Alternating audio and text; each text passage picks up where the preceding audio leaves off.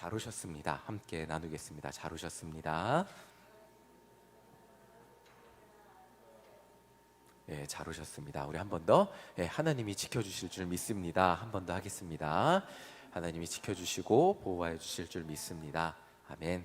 너무 잘 오셨습니다. 제가 전도사 시절에 했던 고민이 있습니다.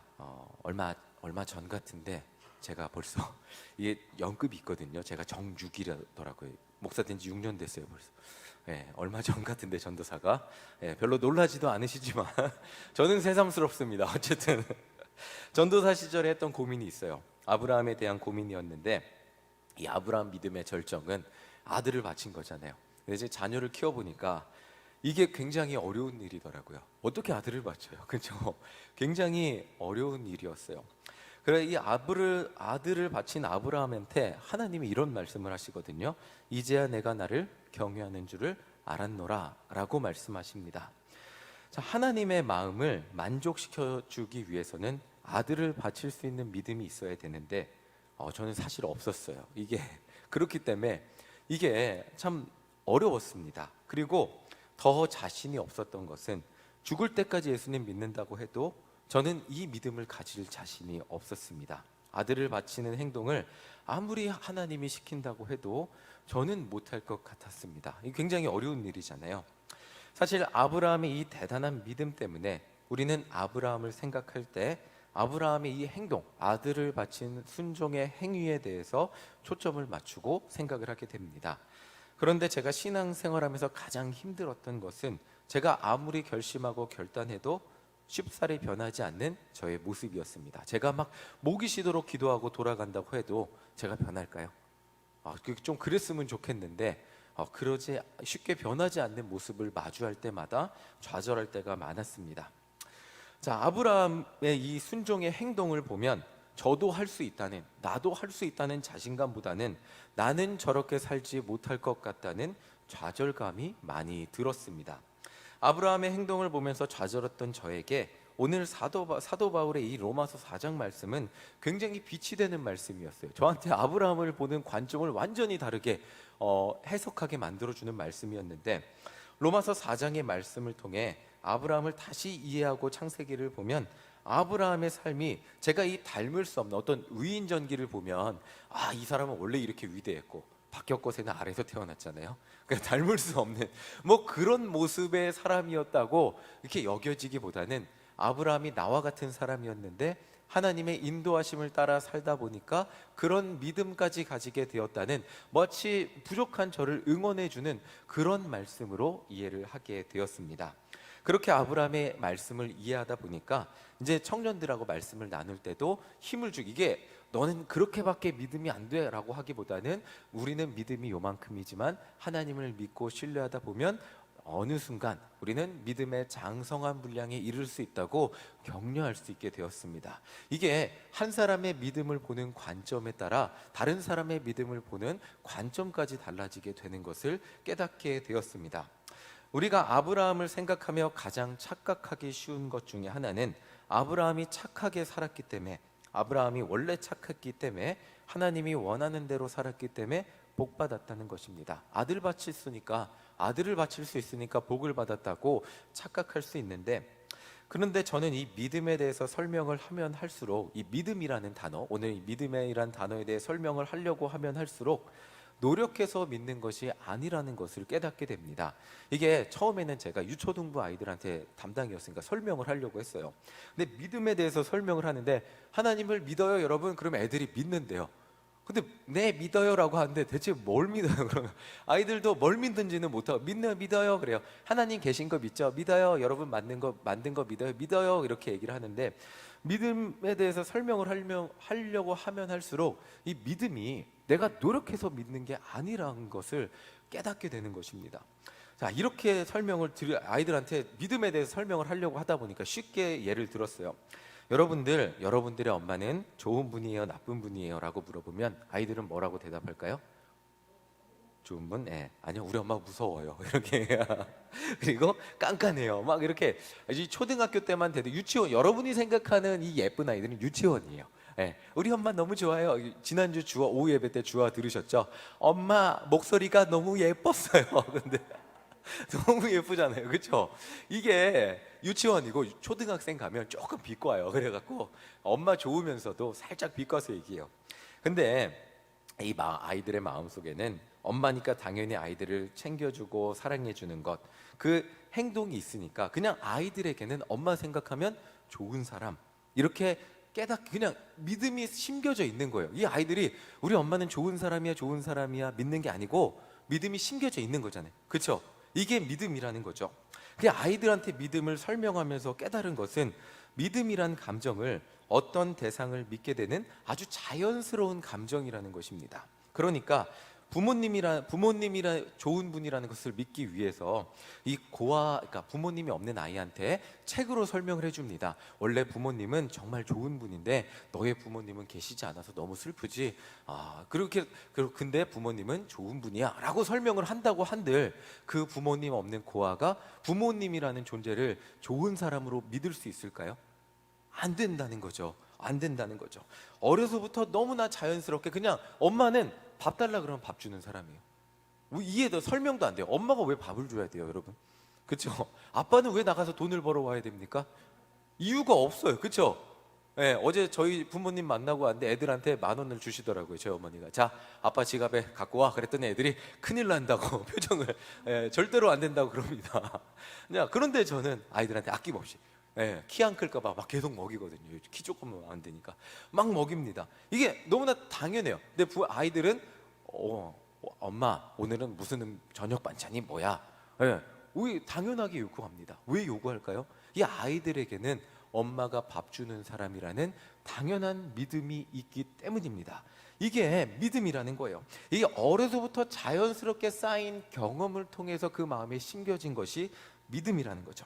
그러니까 아브라함이 믿음이 좋았던 것은 그냥 처음부터 그냥 하나님이라는 존재를 막 이렇게 교과서로 배워서 믿음이 좋았던 게 아니고, 그게 이렇게 살다가 하나님을 경험하고 믿다 보니까 그 하나님이라는 분에 대한 경험이 쌓이다 보니까, 신뢰가 쌓이다 보니까 그런 믿음이 생성되었다는 거죠.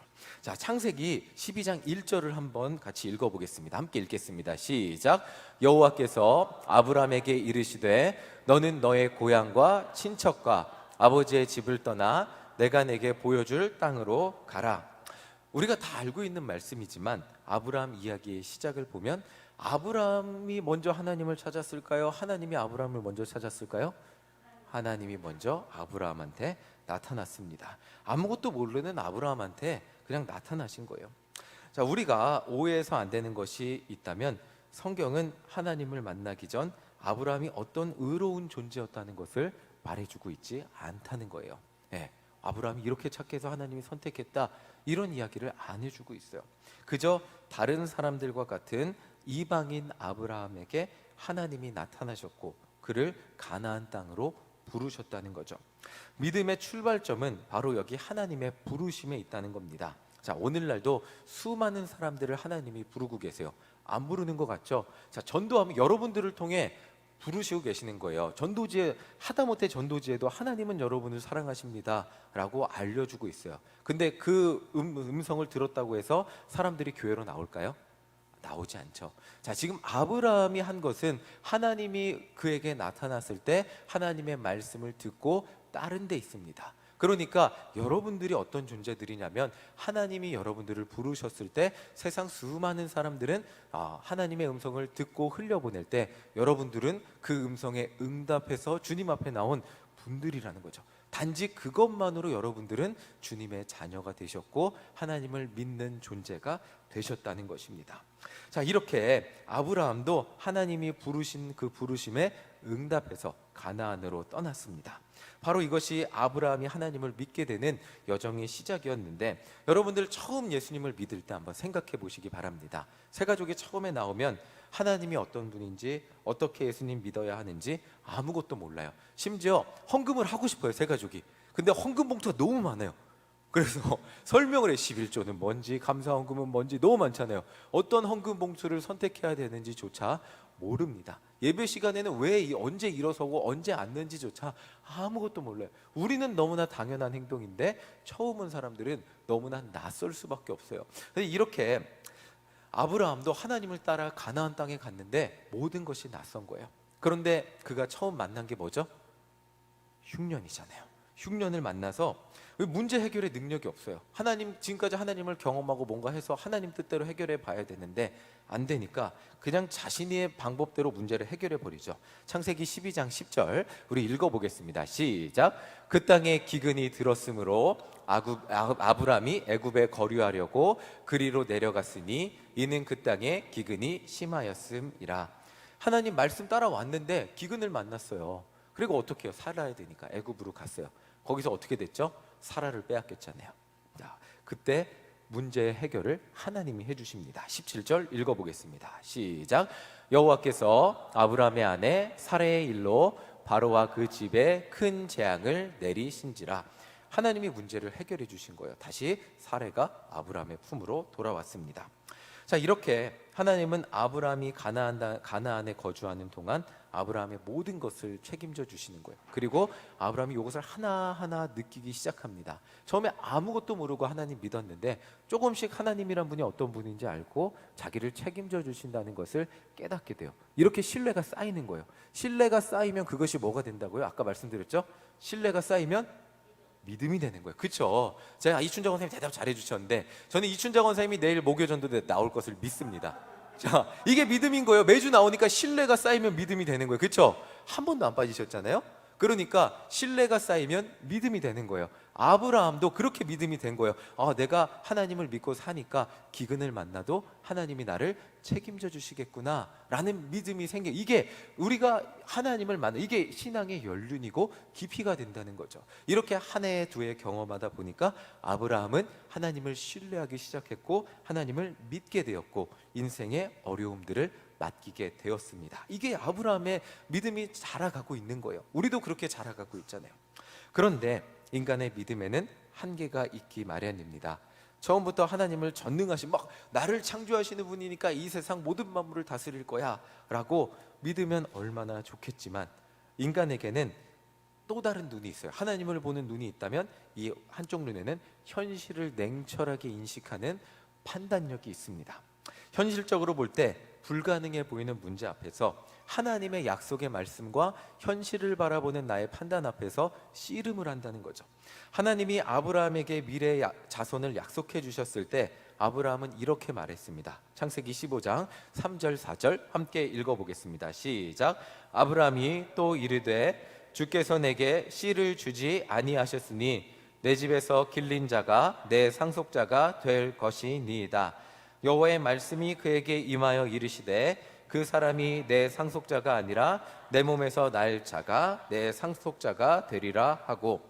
아브라함은 현실적으로 하나님이 자신에게 자식을 주지 않으셨기 때문에 그냥 하나님 축복하신 거 너무 고마워요. 그런데 우리 집에 자녀 안 태어날 것 같아요. 그냥 우리 집에서 자란 그 한 사람에게 내 상속자를 삼아서 그냥 유산을 물려주어야 될 것 같아요 라고 말한 거예요. 그런데 그런 아브라함에게 하나님은 다시 한번 약속을 해주십니다. 이렇게 4절에서 약속을 해주십니다. 그리고 아브라함은 이렇게 합니다. 6절입니다. 읽어보겠습니다. 시작. 아브라함이 여호와를 믿으니 여호와께서 이를 그의 의로 하나님이 약속을 해주세요. 이게 똑같은 거예요. 여러분들 기도하면 어떠십니까? 특히 우리 자녀들을 위해서 기도를 많이 하시니까 결국 자녀들이 주님 앞에 돌아올 것 같지 않으십니까? 기도만 하면?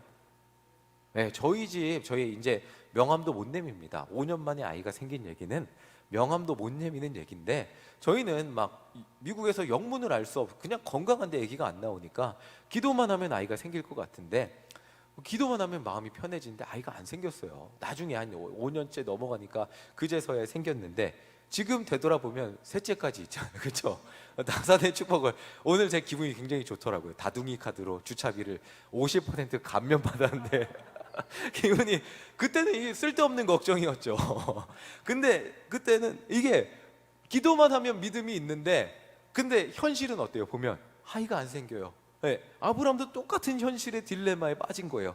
창세기 16장 3절입니다. 그래서 이런 문제 앞에 부딪혔습니다. 함께 읽어보겠습니다. 시작. 아브라함의 아내 사레가 그 여종 애굽 사람 하갈을 데려다가 그 남편 아브라함에게 첩으로 준 때는 아브라함이 가나안 땅에 거주한 지 10년 후였더라.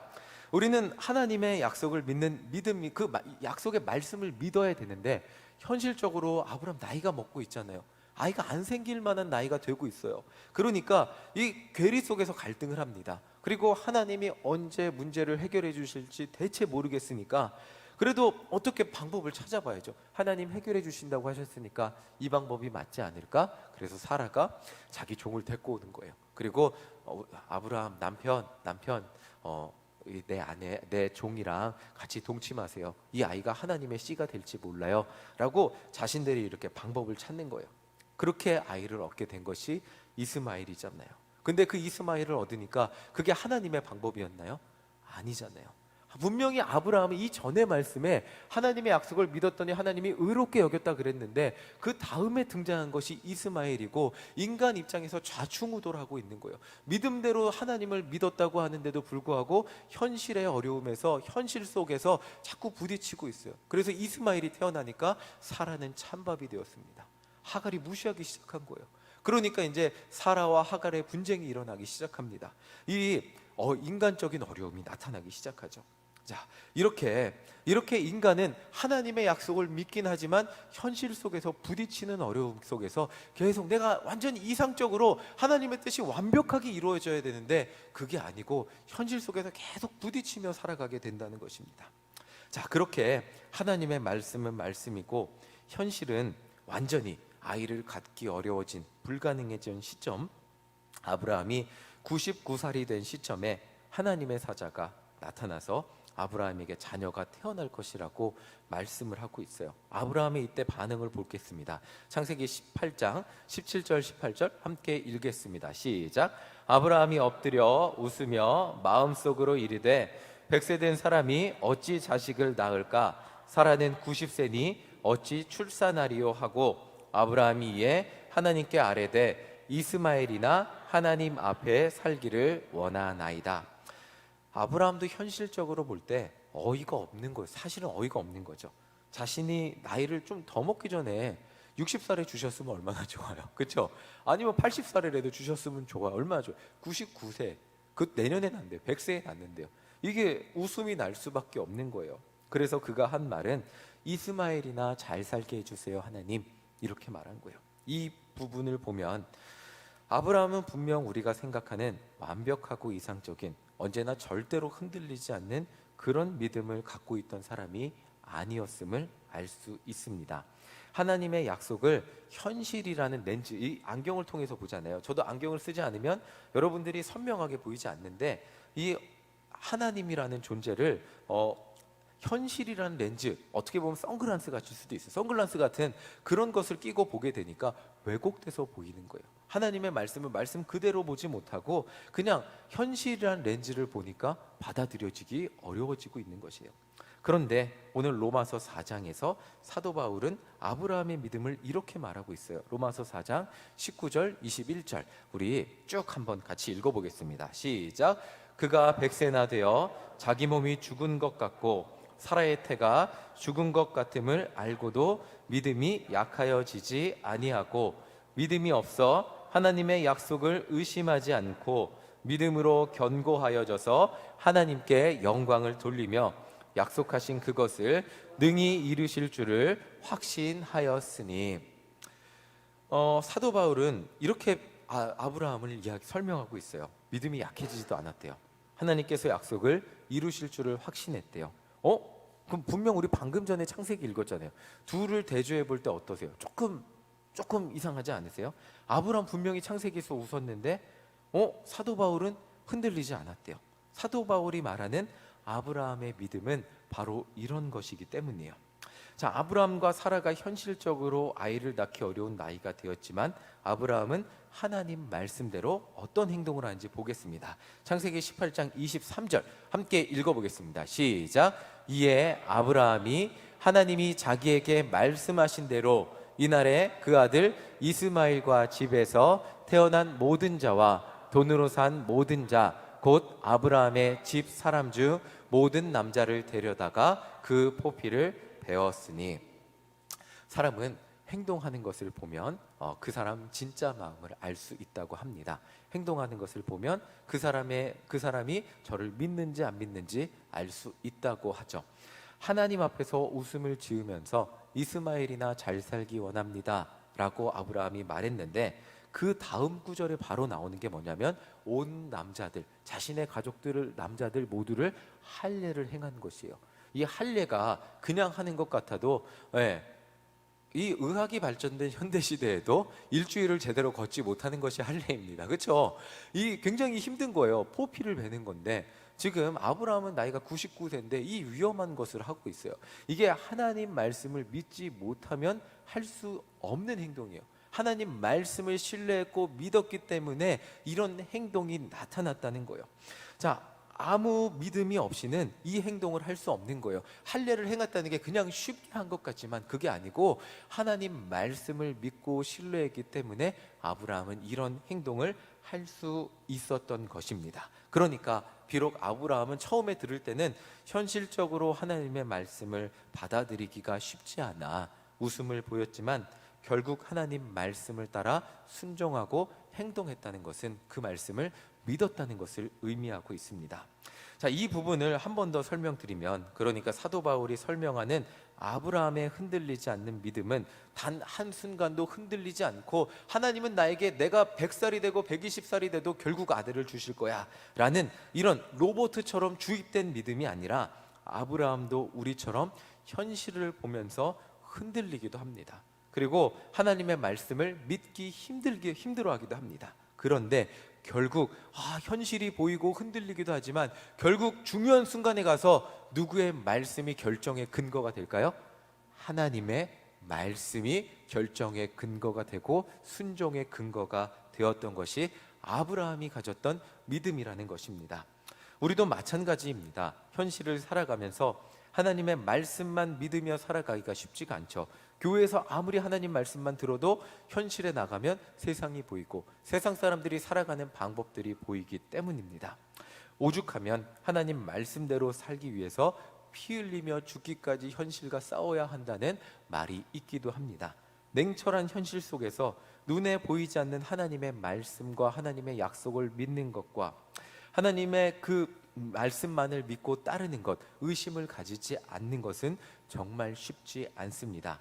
그렇기 때문에 현실을 사는 우리들은 현실의 판단 속에서 매번 흔들릴 수밖에 없죠. 그런데 그리스도인은 그런 흔들림 속에서도, 그럼에도 불구하고, 우리가 흔들림에도 불구하고, 세상의 목소리가 우리의 귀에 들려와서 마음이 혹했음에도 불구하고, 결국 결정의 순간에는 그럼에도 불구하고 하나님의 뜻을 선택하는 사람들이라는 것입니다. 하나님의 뜻을 선택할 수 있는 이유는 우리가 현실보다 하나님의 뜻을 믿고 지금까지 살아오며 하나님이 나에게 일하시고 역사하신 그 신뢰와 믿음이 우리 안에 쌓여 있기 때문입니다. 자, 매번 계속되는 재정의 압박 속에서 여러분들이 그렇게 11조를 하나님 앞에 드릴 수 있는 것은, 또 코로나의 두려움 속에서도 이렇게 많이 주님 앞에 나와 예배 드릴 수 있는 것은, 사람을 만나는 것이 두렵고 어려운 그 마음 속에서도 나가서 전도하러 교회 오시고 또 나가서 전도하실 수 있는 이 모든 이유는 우리 눈에 보이는 현실이 아니라, 눈에 보이는 현실보다 결국 결정의 순간에 하나님이 보이고 하나님의 뜻이 우선이 되기 때문입니다. 우리는 하나님이 나를 현실은 뭐예요? 조심하지 않으면 코로나 걸릴 거라는 현실의 두려움보다 앞선 것이 하나님이 나를 지켜주실 것이라는 믿음과 신뢰가 있기 때문일 것입니다. 바로 이 믿음을 사도 바울은 이렇게 설명하고 있는 것입니다. 로마서 4장 22절 함께 읽어보겠습니다. 시작. 그러므로 그것이 그에게 의로 여겨졌느니라. 세상의 수많은 두려움으로부터, 세상의 수많은 가능성으로부터 하나님의 말씀을 신뢰하고 의지하고 하나님의 뜻을 선택하는 그것이 하나님의 의로 여겨졌다는 것입니다. 하나님은 그것을 의롭게 여기셨다는 것입니다. 세상의 수많은 두려움의 목소리에도 불구하고 주님 앞에 나와 예배드리는 여러분들을 하나님은 의롭게 여기셨다는 것입니다. 예수님을 구원자로 믿는 우리들은 구원을 얻은 사람들입니다. 사실 4장의 핵심 내용은 할례와 구원, 믿음과 행함, 이 수많은 내용들이 사도 바울이 설명하고 있는데 이것들을 다 설명하자면 굉장히 많은 시간 필요합니다. 그런데 간단하게 정리하자면 우리는 세상보다 하나님을 믿기 때문에 현실 속에서 하나님의 뜻을 선택하는 사람들이라는 것입니다. 우리 믿음의 증거는 바로 행동이라는 것입니다. 아무리 아까 제가 처음에 말씀드렸지만 교회들이 교회 나오지 않는 사람들에게 예배 드리세요, 교회 나오세요 라고 한들 절대 나오지 않을 것입니다. 그러나 여러분들은 코로나19가 아무리 심해도 교회를 나오기를 선택하신 분들입니다. 왜 그랬을까요? 하나님께 생명이 있고 예수 그리스도 안에 우리의 구원이 있음을 믿기 때문에 주님 앞에 나와 예배 드리기로 선택하신 분들이기 때문에 여러분들의 행동을 보면 여러분들 안에 생명이 있다는 것을, 여러분들의 믿음이 그곳에 무엇을 믿느냐, 세상의 목소리를 믿는 것이 아닌 생명의 주인 예수 그리스도를 믿는다는 것이 여러분들의 행동을 통해 나타나게 되었다는 것입니다. 방금 말씀드렸지만 전도 대상자 한 명을 교회 나오게 하기가 쉽습니까? 어렵습니까? 정말 어렵습니다.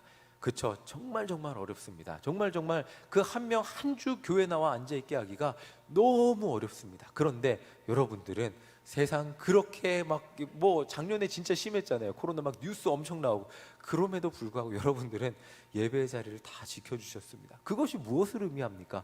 여러분들의 행동은, 나의 생명은 예수 그리스도께 있고 나의 생명은 오직 이 예배 드리는 순간에 있음을 여러분들의 행동으로, 믿음으로 고백하고 있는 것입니다. 설교 초반에 말씀드렸듯이 저는 변하지 않는 제 모습에 많이 실망하며 신앙생활을 했습니다. 그런데 어느새 뒤돌아보니까 하나님을 더욱 깊이 신뢰하고 있고 변하지 않는 것 같이 살아왔는데 결국 뒤돌아보니까 아주 조금씩 변한 제 모습을 발견하게 되었습니다. 근데 그 가운데는 하나님을 결국 믿고 신뢰하고 있는 제 마음을 확인하게 되었습니다. 인생의 많은 부분을, 특히 저는 매번 돈 얘기를 많이 드렸는데 재정의 많은 부분을 하나님을 신뢰하며 살아가는 법을 배우게 되었습니다. 제가 이렇게 하나님께 맡기고 살 수 있는 이유는 하나님이 제 삶을 책임져 주셨고 그리고 앞으로 책임져 주실 거라는 믿음 때문이었습니다. 저는 코로나19가 터지고 제가 한 행동이 있어요. 뭐냐면 저희 아이들을 무조건 유초등부 예배실 현장 예배를 보낸 거예요. 무조건 보냈어요. 제가 유초등부 담당일 때 선생님들이 저한테 그랬어요. 현장 예배 반대하면서 아이들 아무도 안 올 거니까 온라인으로만 예배 드리자고 막 저를 설득했어요. 그런데 제가 버텼어요. 맞이하는 올라갈 거라고. 한 명, 그때 마인성이 아마 유치부였을 거예요. 맞이하는 올라갈 거니까 현장 예배. 그리고 선생님들 중에도 현장 예배 원하시지 않는 분은 안 오셔도 된다고, 제가 진행하고 제가 마스크 쓰고 다 할 테니까 혹시 저를 도와주실 수 있는 분 있으면 오시라고. 그래서 한두 분 오셔갖고 정말 맞이야 한 명 놓고 예배 드린 적도 있어요. 제가 이렇게 고집을 부린 이유가 있어요. 물론 맞이야가 한 주 집에서 예배 드려도 됐겠죠. 그런데 제가 이렇게 고집 부리는 이유는 제 아이들이 하나님의 자녀로 자라기를 바랐기 때문이에요. 인생에 가장 큰 어려움이 닥치고 힘든 일을 겪을 때 이번에는 힘드니까 집에서 예배 드려도 된다라고 아이들에게 알려준다면 어느 순간 제가 그 아이들이 제품을 떠났을 때 힘들고 어려우니까 한 주는 집에서 예배 드릴까라는 마음이 자기도 모르게 심겨질 수 있기 때문에 저는 힘들고 어려울수록 예배 드리러 가야 된다. 모두가 다 힘들고 어려워서 예배 드리러 나오지 못한다고 할지라도 너희들은 예배 드려야 된다라는 것을 꼭 알려주고 싶었어요. 그래서 그렇게 아이들을 꼭 예배당에서 예배를 드리게 했고 저희가 확진되기 전까지는 그렇게 한 주도 빠지지 않고 아이들이 누가 아무도 안 온다 할지라도 저희 아이들은 꼭 예배 드리게 했어요. 그렇다고 제가 현실을 보면 마 목사님은 목사니까 현실을 보는 눈이 없으니까 하나님이 다 지켜주실 걸 믿으니까 그렇게 행동하셨죠? 라고 말할 수 있겠지만 저도 무서웠어요. 제 행동 때문에 우리 아이들이 코로나 걸려서 아파한다면 저는 정말 마음이 너무나 아팠을 거예요. 하나님 저희 아이들 지켜주세요. 그런데 제가 정말 기도하면서 결정한 게 뭐냐면 코로나19 걸려서 아이들이 아파하는 것보다 이 아이들이 중요한 순간에 예수님을 멀리 하는 것을 배우게 되면 정말 그것이 더 아이들에게는 앞으로 평생 살아가는데 더 치명적일 수 있겠다는 생각을 하게 됐어요. 정말 중요한 것이 뭐냐면 아무리 아프고 아무리 힘들고 아무리 죽을 일이 생겨도 이 아이들은 주님 곁을 떠나면 안 된다는 것을 꼭 알려주고 싶었어요. 그렇게 아이들 매일 예배, 매주 예배 가게 했고, 그 제 두려운 마음, 저도 마찬가지였습니다. 누가 코로나 걸렸대, 누가 걸렸대. 그리고 아이들이 오면 야 집에 봐, 빨리 손 씻어 하고 아이들 안 걸렸으면 하는 마음이 가장 컸습니다. 그렇게 책임져 달라고 기도하면서 결국 저희 가정은 모두 코로나에 걸렸습니다. 모두 걸렸어요. 신생아까지 걸렸어요. 네, 제가 걸리고 저 처음 확진됐을 때 자는데 침 삼키는 게 무서울 정도로 정말 목이 아팠어요. 예. 이렇게 침 삼키면 저는 처음 알았는데 목젖이 앞으로 갔다 뒤로 가는데 그 앞으로 갔다 뒤로 가는 그 모든 순간이 칼로 찌르는 것 같이 아프더라고요. 그러면서 근데 이 아이들이 첫날에는 모두 검사했는데 지아랑 저희 아내만 양성이 나오더라고요. 그런데 정말 기도하게 되더라고요. 저 아이들 이 고통은 느끼지 않게 해주세요. 저 너무 아파요. 하나님, 기도하게 되고, 근데 그 다음날 또 이 윤성이하고 인성이는 재검 나왔다가 결국에는 양성 나왔어요. 이 아이들 모두 이 고통은 느끼지 않게 해주세요라고 기도하게 됐는데 정말 저희 많은 성도님들이 저기 신생아 걱정해 주셨습니다. 근데 제가 속회 지도자 교육 때도 말씀드렸듯이 저희 아이, 저 윤성이는 정말 신생아는 38도 이상 열이 올라가지 않고 거의 잠만 자고 지나갔어요.